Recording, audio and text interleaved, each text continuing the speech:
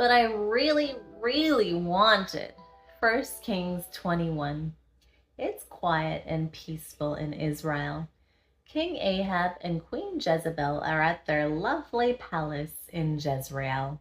They haven't seen anything of that fiery, pesky Elijah for a while, and things are probably looking pretty good.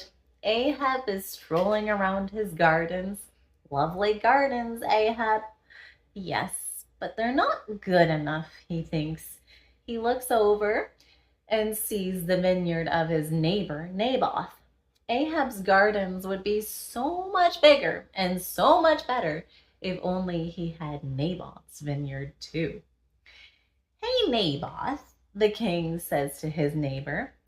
Naboth, I want your vineyard to add on to my own gardens. Give it to me, and I'll pay you for it or give you a better vineyard. Now that gets Naboth thinking. You don't say no to a king. Ahab's next deal might be, give it to me or I'll have your head on a plate. But Naboth remembers that God has given that vineyard to him. God has said that families must not sell their land except in certain situations, and having a greedy king for a neighbor is not one of them. Ahab is pretty important, but Naboth has more respect for the great king, Yahweh God. So Naboth says, God himself will not let me give away my father's land. Ahab is not happy at all. In fact, he's downright mad. He stomps home, clumps up the stairs, slams the door, and flops on his bed. He won't eat. He won't talk. He sits there like a 2-year-old, sulking and grumpy. Maybe he's even got his favorite blankie with him, but it's not making things any better.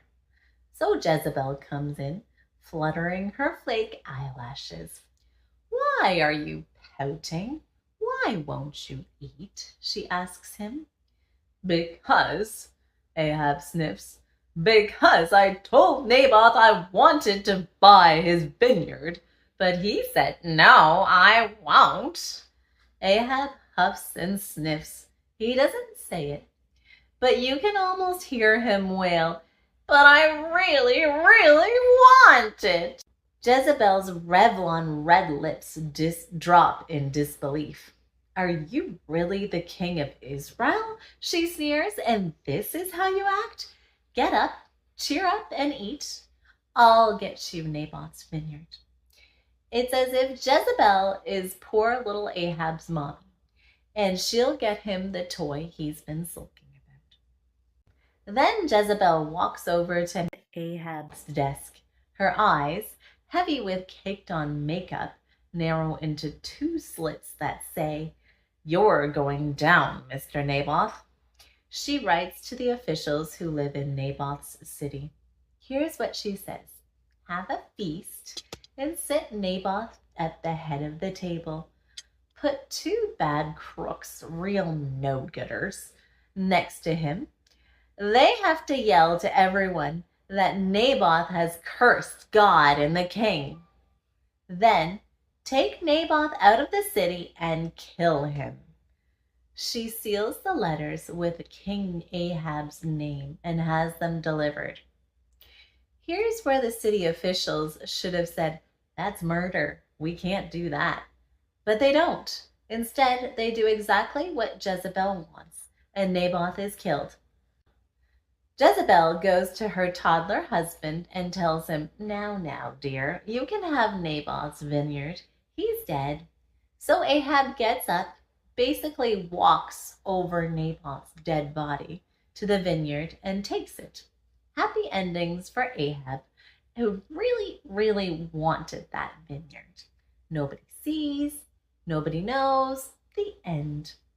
But not quite, because somebody knows. Who do you think that is? And what's he going to do about Jezebel's little plan? God is a just and fair God.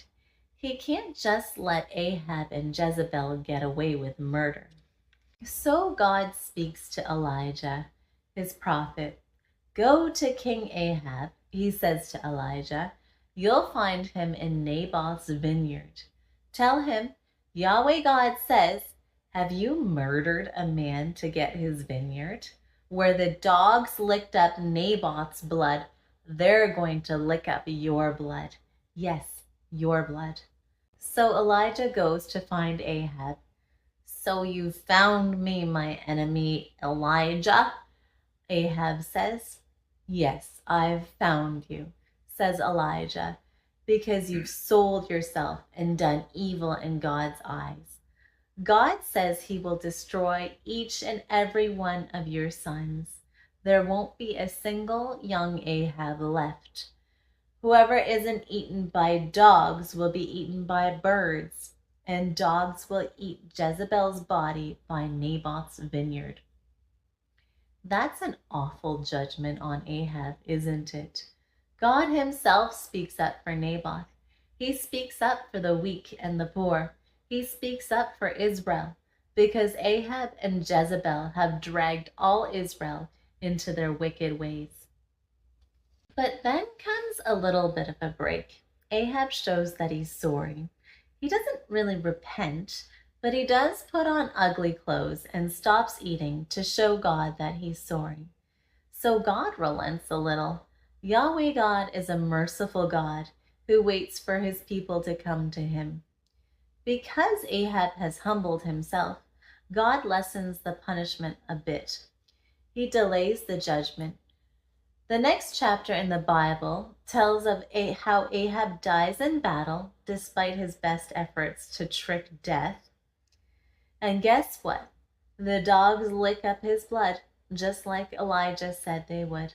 Jezebel dies after Ahab, and sure enough, the dogs eat up her dead body before they can even bury her. And that's the story of Naboth's vineyard. It's kind of brutal, but there's hope in it too. There's hope for people like Naboth, who are run over and murdered by powerful people. Around the world, Christians are hurt, beaten, and killed for loving God. Even though they are suffering from injustice, you can be sure that God will speak up for them. God always speaks up, sometimes in this life, but definitely on the great judgment day. And to everyone who suffers, lives, and dies for Jesus, he says they will inherit the earth. That's great news. Even here in Canada and America, we're seeing our governments become more and more wicked. Life is getting harder and injustice is everywhere. But this isn't all there is. This is just a pile of moldy garbage compared to the dazzling beauty of heaven. Right now, we might not even have a square floor tile to call our own. But one day, God says that his children will have the whole world.